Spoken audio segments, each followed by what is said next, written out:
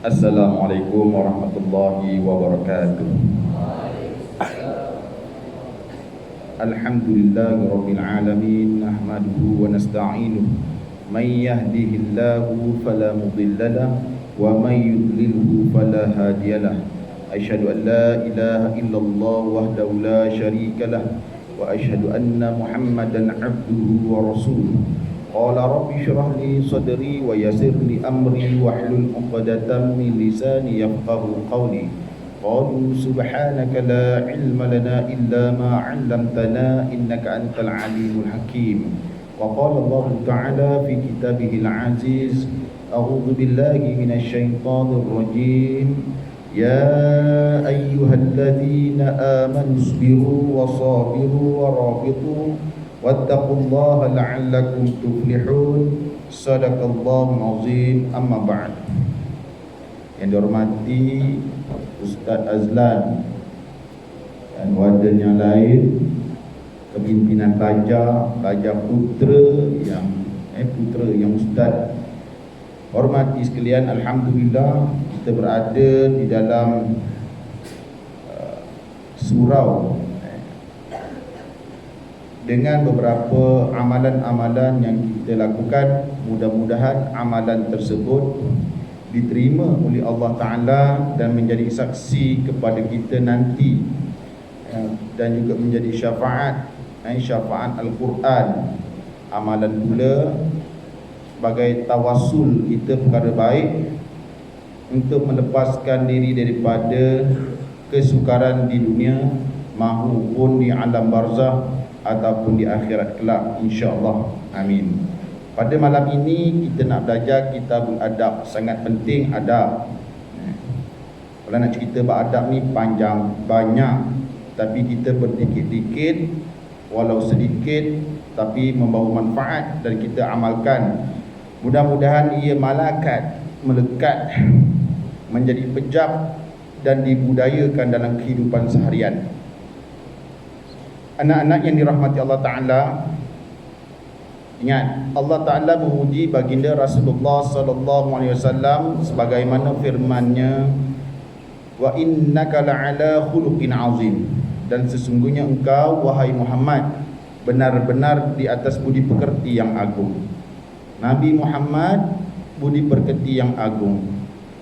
Sebagaimana Sayyidatina Aisyah radhiyallahu anha bila ditanya tentang akhlak baginda, maka dijawab bahawa khuluquhu al-Quran, akhlaknya adalah Al-Quran.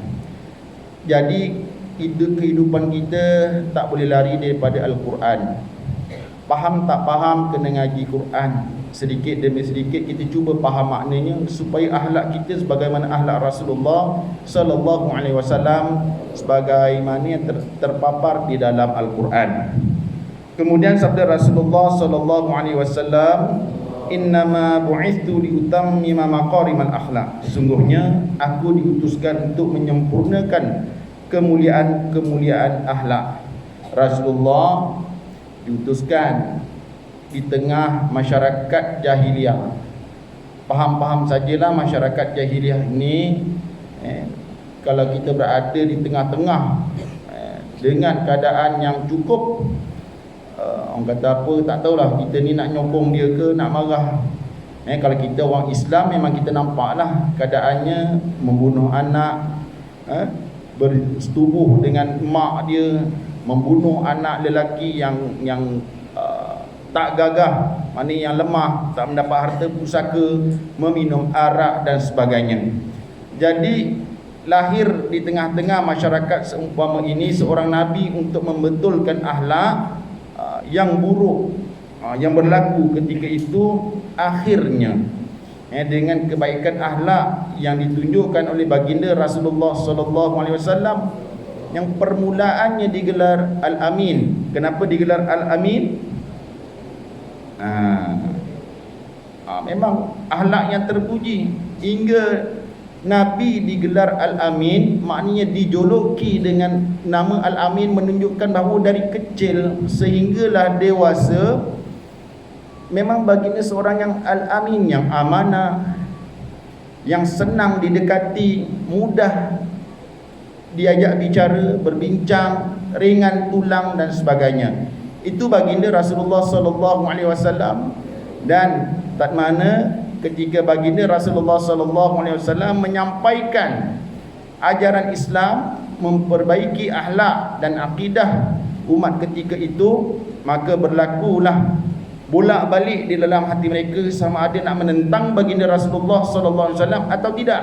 Kerana baginda ini ketika kecilnya adalah Al-Amin, sehingga dewasa Al-Amin, sehingga begitu sekali yang menggelarkan dia bukannya siapa-siapa, tetapi seluruh masyarakat ketika itu mengenali baginda Rasulullah sallallahu alaihi wasallam. Jadi anak-anak yang dirahmati Allah Taala, baginda Rasulullah sallallahu alaihi wasallam juga berkata sebagaimana sabdanya, akrimu auladakum wa ahsinu adabahum, muliakanlah anak-anak kalian dan perbaikilah adab-adab mereka. Inilah dia. Kamu masih dalam keadaan penuntut ilmu, seorang penuntut ilmu yang hendak menggaris masa dalam sejarahnya untuk menjadi seseorang, untuk membentuk dirinya menjadi seseorang, seorang doktor, seorang engineer, seorang teknorat, seorang apa-apa juga yang cita-cita businessman dan sebagainya. Kedudukan itu akan menjadi rendah, hina di sisi Allah Ta'ala kerana adabnya yang kurang, ataupun erti kata lain tidak beradab. Seorang doktor tidak beradab, seorang negarawan tak beradab, seorang apa lagi, maknanya apa juga kamu nak jadi Pak Menteri ke, Tok Pengulu ke, kamu nak jadi cikgu, nak jadi pensyarah, tetapi tidak ada adabnya, maka dipandang rendah di sisi Allah Subhanahu Wa Taala. Bahkan kalau nyata di pandangan zahir mata manusia, manusia pun mencubit, ini pensyarah begini, ini doktor begini, ini engineer begini. Tu nampak? Besar mana jawatan, banyak mana gaji, orang pandang pada akhlaknya. Allah nilai akhlaknya. Biar anak-anak yang dirahmati Allah Ta'ala, panjang cerita tentang hadis-hadis berkaitan dengan akhlak, betapa pentingnya akhlak, hingga pujangga Arab ada mengatakan bahawa orang yang tak berakhlak ini dia ibarat tufah yang perui. Apa tufah yang perui? Iaitu apple yang rosak, nampak luar cantik, apple dan nama apple. Apple tu nama gah tak nama apple tu? Dah nama apple tu orang kata mungkin mahal harganya, cantik, standard, branded luar negara. Nak tanam pun kat tanah biasa-biasa kita ni boleh tumbuh ke? Tak tumbuh. Maknanya siapa dapat makan apple tu kira terror lah. Tapi kalau peroi cantik mana apple tu dalamnya rosak, berulat, tak boleh makan, maka tak berguna. Ibarat orang tak berakhlak tu ialah tufah yang perui, apple yang rosak, berulat, nampak gah, rupanya dalamnya berulat, tak guna, tak boleh diguna pakai, baik dibuang sahaja. Anak-anak yang dirahmati Allah, jadi perkongsian adab kita pada malam ini ialah adab ketika tidur dan setelah bangun tidur. Ni doktor pun nak kena tidur betul, polis pun nak kena tidur betul, cikgu pun nak kena tidur betul. Apa jua nama tu pinjaman, kata nama yang dipinjamkan kat dunia, tetapi dengan asbab tidur dengan sunnahnya mendapat pahala. Ustaz dapat pahala, doktor dapat pahala, engineer dapat pahala sebab cara tidurnya dengan penuh beradab sebagaimana yang digariskan SOP-nya oleh baginda Rasulullah sallallahu alaihi wasallam, dan kita ikut dengan piawaian yang betul. Satu, kita tengok di antara adab-adab ketika akan tidur. Ni biasa, kita tidur tu biasa, tapi kita jadikan tidur kita itu sebagai ibadah yang dapat pahala. Berwuduk sebelum tidur. Jadi dia punya adab banyak, berpuluh. So ustaz akan bacakan sajalah syarah tu sikit saja. Sabda Rasulullah sallallahu alaihi wasallam, artinya sebagaimana matan hadis, ustaz baca artinya, sucikanlah badan kalian Nescaya Allah akan mensucikan kalian, kerana sesungguhnya tidak seorang hamba tidur dalam keadaan suci kecuali malaikat ikut menemaninya di kepalanya, dan tidaklah hamba tersebut berbolak-balik tatkala tidur pada malam hari kecuali malaikat tersebut berkata, "Ya Allah, ampunilah hamba-Mu ini, kerana sesungguhnya dia telah tidur dalam keadaan suci." Hadis riwayat Tabrani. Kamu tidur suci daripada hadas besar atau hadas kecil. Kita kena tahu hadas besar, hadas kecil. Kemudian suci daripada najis lah. Bersihkan diri sebelum tidur. Kemudian berwuduk, malaikat akan berada di kepala kita lah, di atas kepala, sebagaimana hadis ini lah. Maknanya berdekatan dengan kita. Sebut kepala tu maknanya dia dekat dengan kita. Dia nak berada kat mana pun berada lah. Tapi bila sebut kepala, dekat dengan kita. Jadi kalau kita tidur ni berbolak-balik ke kanan ke kiri, wuduk batal tak? Di sudut fiqahnya wuduk batal. Tapi bila dia dalam keadaan wuduk, bersih dirinya daripada hadas besar dan hadas kecil, dia bolak-balik ke kanan, malaikat doa, ke kiri, malaikat doa, kanan, malaikat doa, kiri, malaikat doakan. Jangan pula malam ni kamu tidur satu saat bergerak, satu saat bergerak. Itu tak betul namanya. Tetap ada doa-doa yang lain. Malaikat dah dekat dengan kita pun dah cukup dah. Jadi ya Allah, ampunilah hamba-Mu ini kerana sungguhnya dia telah tidur dalam keadaan suci. Dalam keadaan suci, walaupun terbatal, terkentut ketika tidur, tangan tergaru-garu. Tangan kan menjala kamu kan. Mana yang tak gatal digaru, sedap kan. Berdasarkan hadis dan sahabat Abu Darda radhiyallahu anhu, jika seorang hamba tidur dalam keadaan suci, maka nyawanya diangkat sampai naik ke arasy. Kita tidur ni kita tak tahulah terus boleh bangun ataupun terus mati, tapi dalam keadaan suci dia terus diangkat nyawanya, rohnya sehingga ke arasy, di tempat Illiyin. Kat sana nanti dia bertemu dengan roh-roh orang yang kata jamin syurga di sana. Kalau sijil di bawah, iaitu dia tak berjumpa dengan roh yang berbahagia. Mana di sijil di mana? Maknanya di bawah. Itu kira ini bakal ahli neraka. Itu dia. Itu dalam bab yang lain. Kita terangkan bab kematian. Dua, menghadap ke arah kiblat jika memungkinkan, kerana arah kiblat merupakan paling mulia arahnya. Seandainya katil kamu memang setting, memang ada kiblat. Kalau tak dapat, macam mana? Tak payahlah pusing-pusingkan katil. Itu tak betul dah. Dah set macam tu, tidurlah. Ada sunnah yang lain lagi yang kamu boleh buat. Tak dapat tidur arah kiblat, jangan risau. Kat rumah mungkin boleh buat katil besar, king size. Nak pusing terguling mana pun ikut kamu. Tapi di asrama katilnya single bed je. Tak apa, tak ada kiblat, tak dapat, tapi yang lain-lain boleh buat. Ambil wuduk, doa dan sebagainya.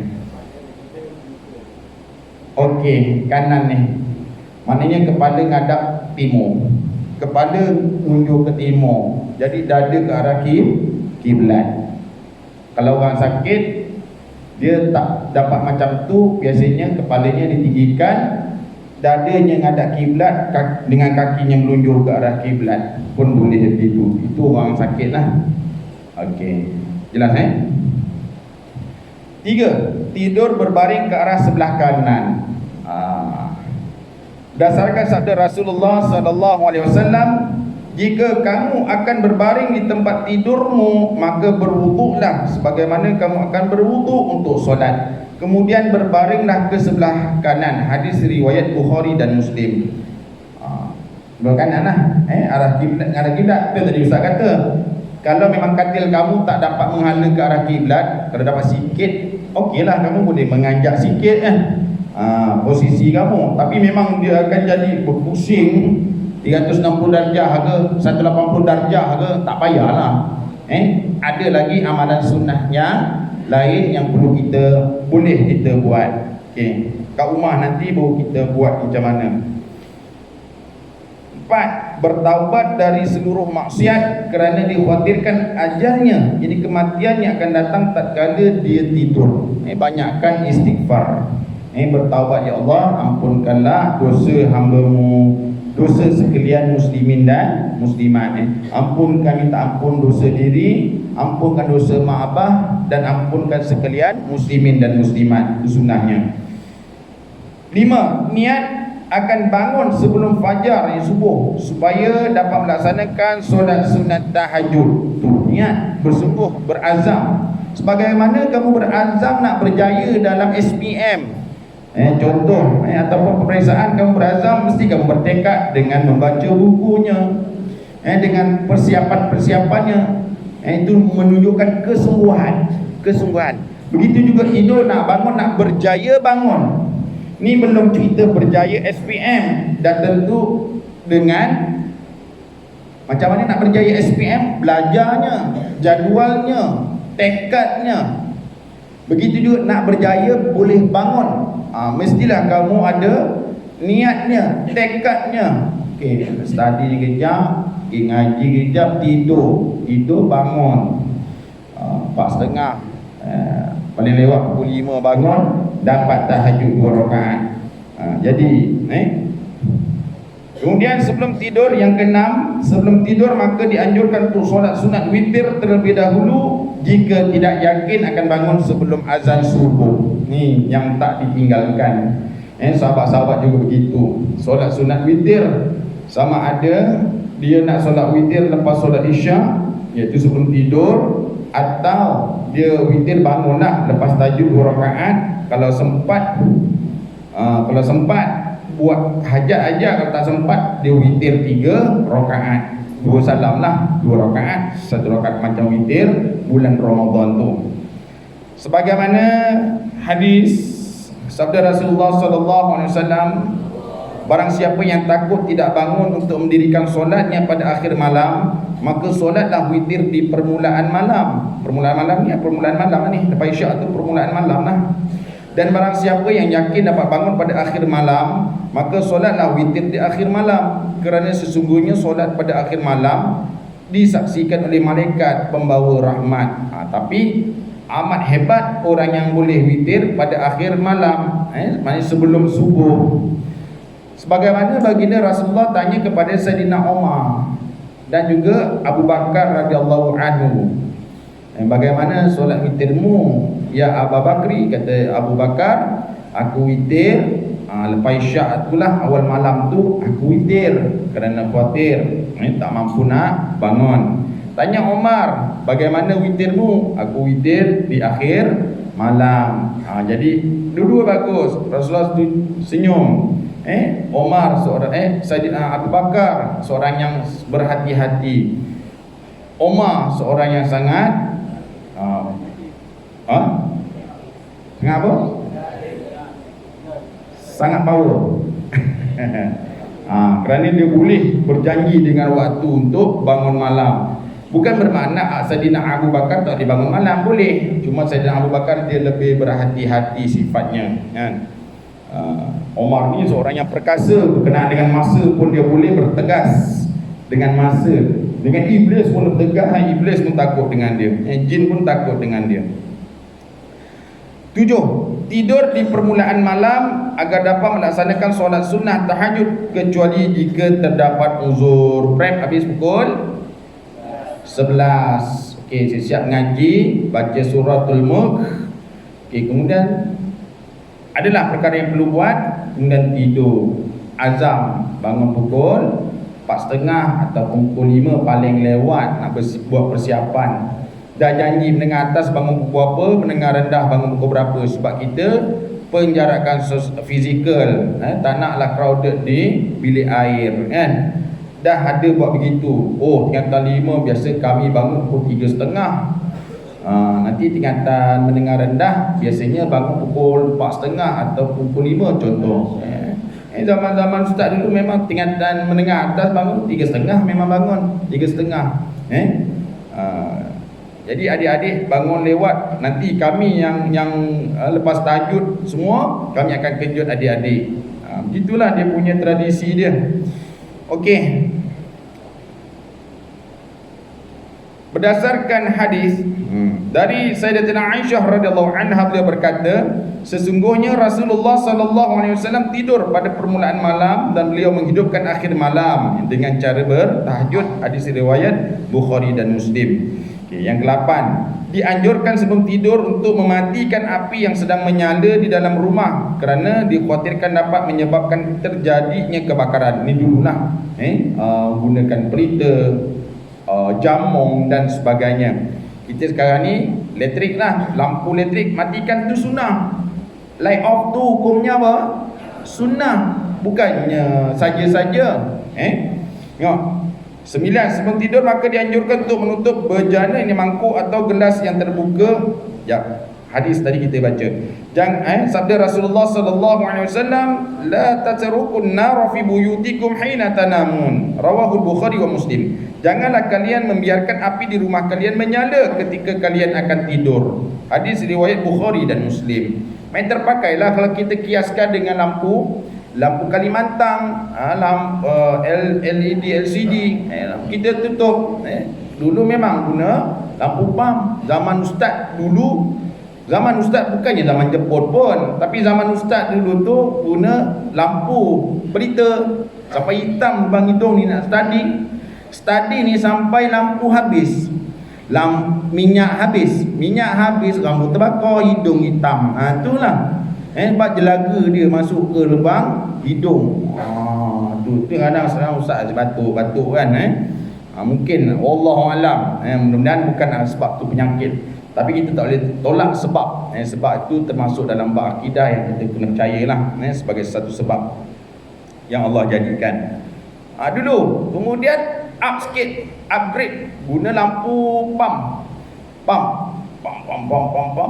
Kan nanti dia ada lagi tak kamu lampu pam, beli mentol dia kat luar, butterfly nya lah, mentol tu ikat, kemudian letak minyak sikit bagi dia basah-basah, minyak tanah bubuk, dan kita pam lampu gas. Jadi dia menyala. Sebelum tu kita bakar dulu mentol tu, kemudian kita pam, air menyala, terang. Okey. Jadi kami adik-beradik dan orang kampung yang ada study, selagi minyak ada ni, kita berjuang hingga ke tamat titisan minyak yang terakhir. Berapa lama dia boleh bertahan? 4 jam dia boleh bertahan. Selama 4 jam itulah study. Alamak, kenapa? Dah malap. Okey, turunkan, pam lagi. Pam. Okey. Kemudian fasa berikutnya, upgrade, kami pakai lampu generator.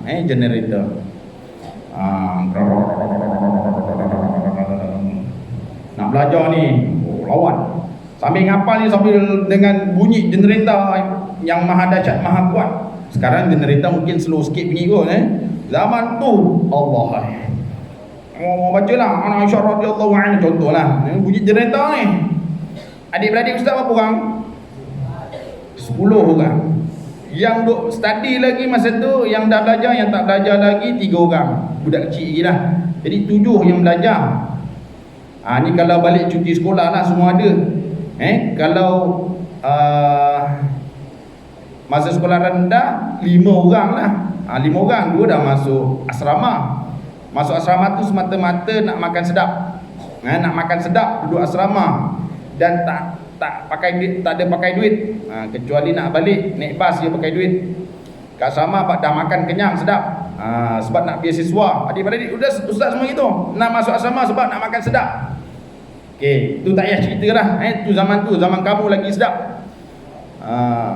Lagi sedap. Zaman ustaz kadang-kadang lah. Kuih apam yang lembut tu, kalau baling anjing tu meninggal anjing.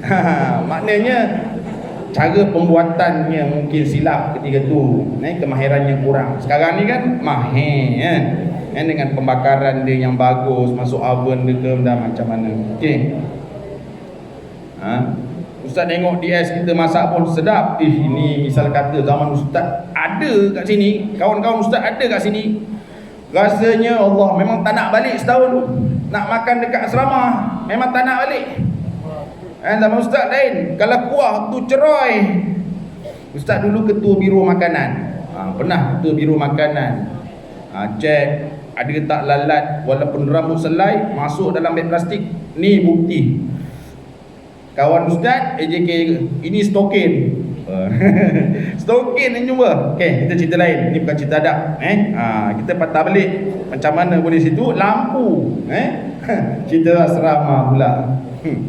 Okey, jadi maknanya bersyukurlah. Kamu ada lampu. Okey, waktu study, waktu tutup dah dapatkan pahala. Dapat pahala. Kan senang nak dapat pahala. Sebenarnya senang nak dapat pahala.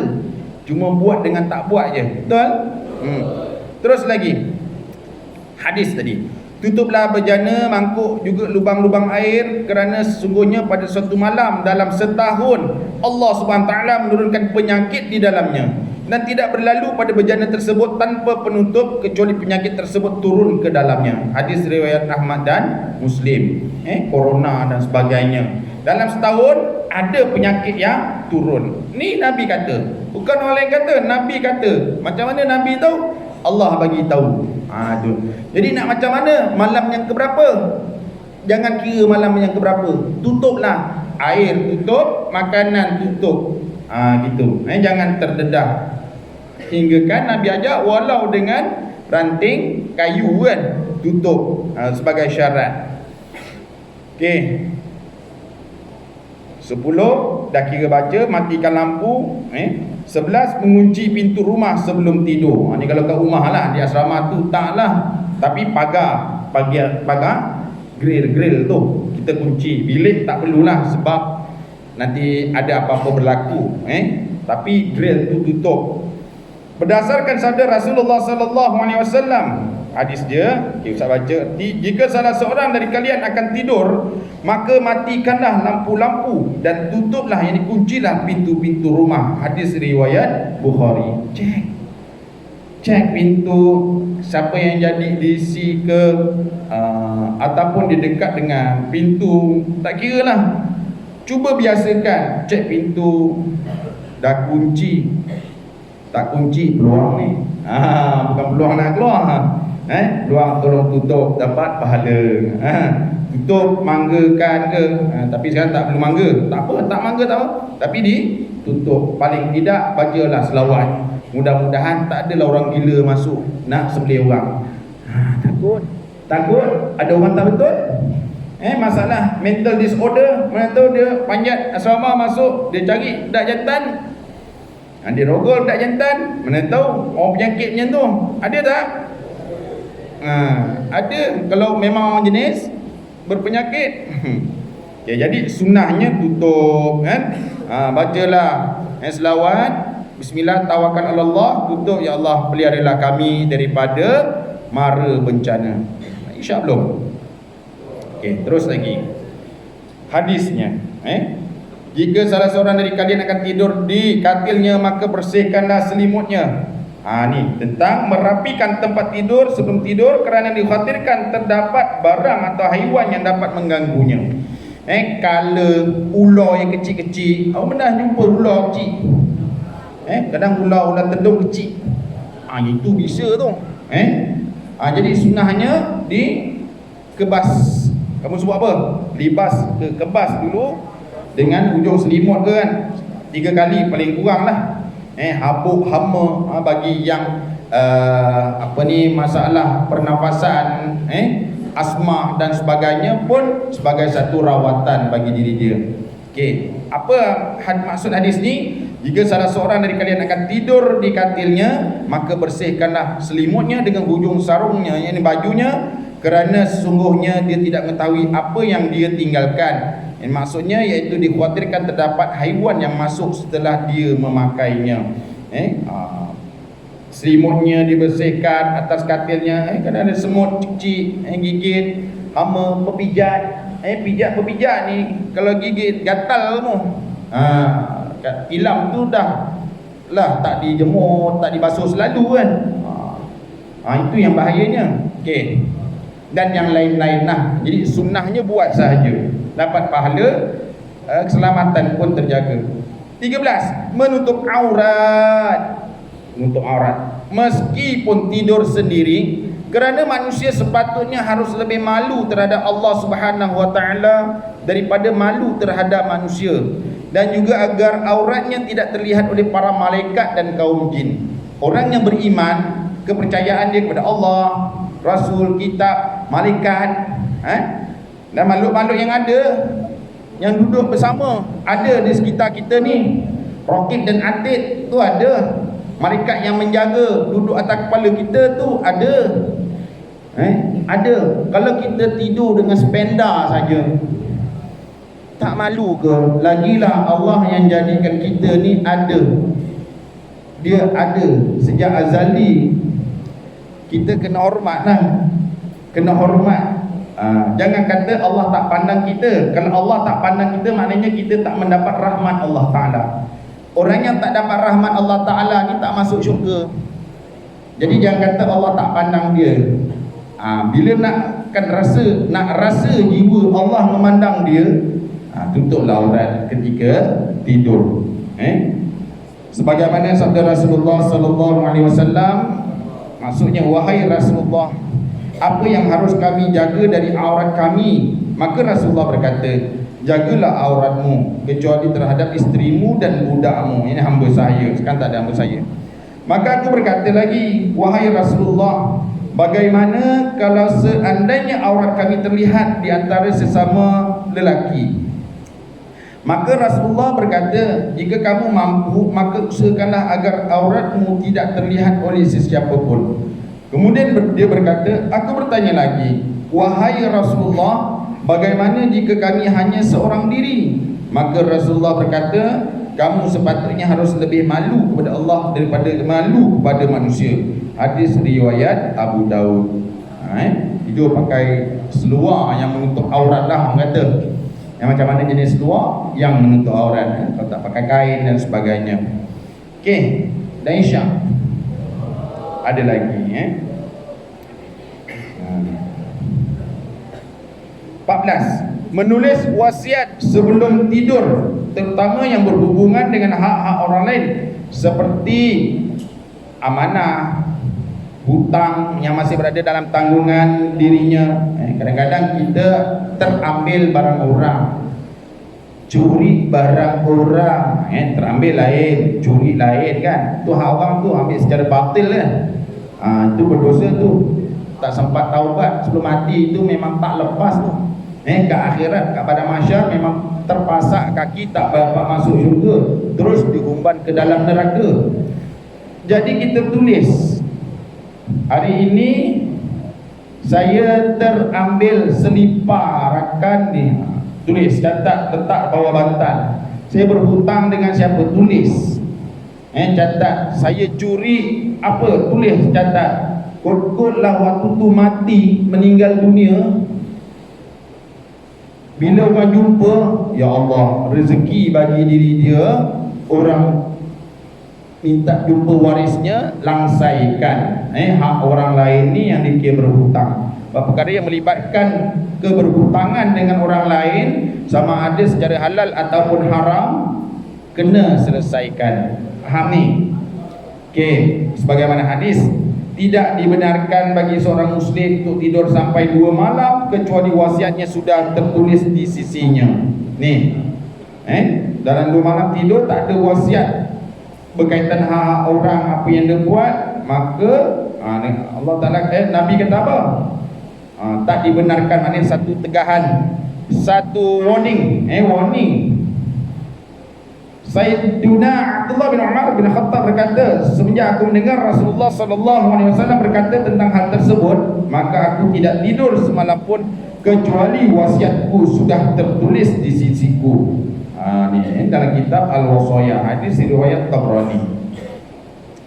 Okey, 14, 15. Mana yang sesempat kita nak kata baca hadisnya kat 40, bukan hadis, dan juga ialah berdasarkan hadis lah, lebih 40. Yang ini sebelum tidur ni, belum semasa dengan selepas lagi.